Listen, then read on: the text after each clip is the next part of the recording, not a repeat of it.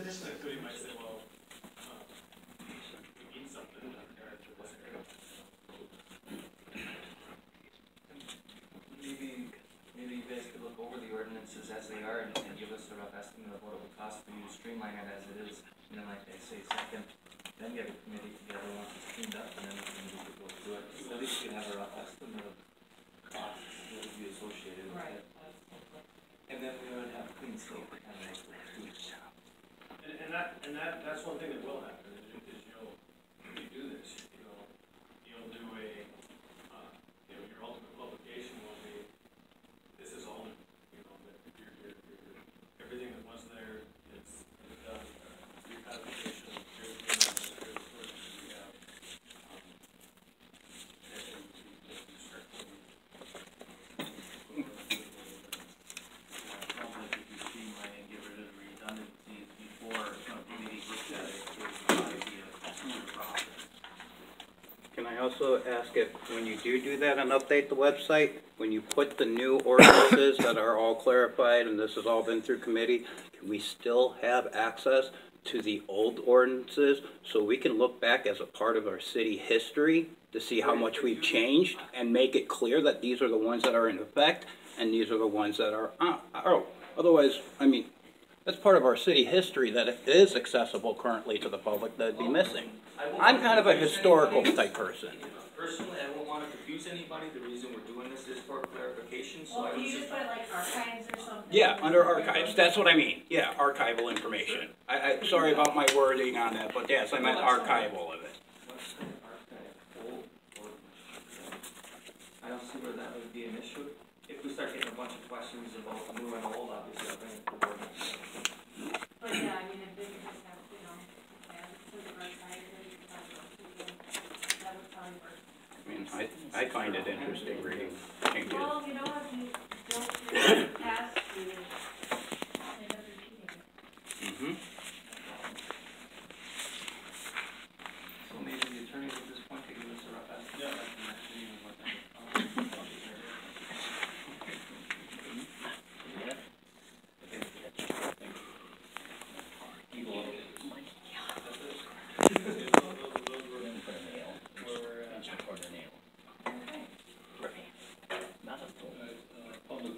discussion. Okay, anybody can look.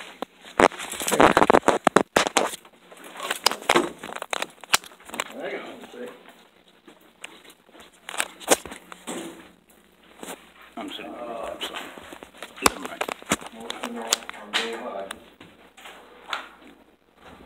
Recently carried post-sent letters to 10 property owners who are believed to be in violation of Light Ordinance 2.4. He contacted only 10 despite claiming he was to make contact with all such persons. So he didn't do the job he was tasked to do. And that's real evident by the fact that he can walk around and find 60 separate ordinance violations for blight at any given time here in town. I got the floor, please, sir. This is a police authority, sir, not a city board. Sir, I have the floor. Well, yeah. Take care of ordinances. I have the floor. Please be quiet. He did this via first-class mail instead of following the ordinance himself by making a personal service or service via U.S. mail, registered, return, receipt requested as required by the ordinance. He claimed direction to do this came from the Caspian City Commission and Caspian Gaster Police Authority. Per the ordinance, neither of those entities can give such direction. This direction can come only from the city manager, who is charged with enforcement of the ordinance, and was unaware of that until I informed him that this is actually his job to enforce the ordinance, or to assign someone else to do so on occasion. Notwithstanding his lack of authority, he warned people about debris and unregistered vehicles. The term debris appears nowhere in the ordinance supplied to me by City Hall, nor does unregistered vehicles. Contrary to ordinance, post threatens people with fines and imprisonment as well as no proper warning prior to enforcement. That is a deprivation of rights under the color of authority. Not a single business, public agency, or governmental unit received a notice despite being major offenders. And I thought maybe some of these would help out a lot. Caspian City property. Fire department. Fire department. This is a beauty here. With the city hall in the background, the Caspian Industrial Park, busted up couches and stuff. This one's particularly nice. And then, here we got, would you consider that blight? Would you consider that blight? Yes. Got one that motioned and one that agreed, so board vote, that's blight. Would you consider that to be blight under the ordinance? Sure. Yes. Okay, would you consider rusting pressure vessels, gas tanks, to be a blight issue? Rusting unattended, just laying there. Is that a blight issue?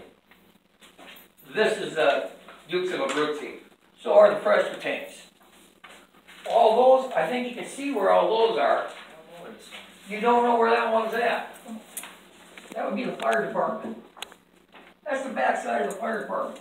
That one there's the backside of the fire department. This pile of tires, back over here by the volleyball courts, behind the fire department. That is an actual safety and health issue. Breeding for mosquitoes. An unregistered vehicle, which isn't mentioned in the ordinance, is neither a health nor a safety issue, as it sits, doing nothing. Okay? As I spoke with you, John, I told you, I was on snuff with you that I said I was not going to obey this letter. Well, I told you straight up. We can go to the tape. I said it's not my concern, it's yours. Don't pay the ticket. It doesn't bother me. Okay. That'll bring me to the next one. I have not been properly served, no one has. This letter is only, not only was it not delivered, but except via first class mail, it's not even signed. It has no force in anything. Was it If delivered he's by, that inept at sending out a letter, do we really need an officer like that? was it delivered by Michigan State Police or any No, local? it was not delivered personally nor by registered mail as required by the ordinance. I know as serving letters to certain people on the board, it has to be served by the police department. Correct. Next issue. Since last year, this council said they have no remedy for this tree down on Brady, on that house on Brady Street. I'm not sure if it's just ignorance or apathy, because you're failing to remedy the situation, and it threatens the health and safety of the community members. Directly. It directly violates this blight ordinance, and not only that, but the Act 344, the Public Acts of 1945, as amended, gives specific remedy to the problem. Specific remedy. Now, as your employers, as employer of the city council, the city manager, as a citizen here, I'm telling you, do your job, get this taken care of. Please. You've got all the information you need, get that taken care of, because if to not take care of it, ain't to be done by condemnation. So to not take care of it not only threatens the health and safety of the community, it also means you're lacking in your fiduciary responsibility to the community by not condemning it, not getting it taken care of, and back on the tax rolls. Thank you.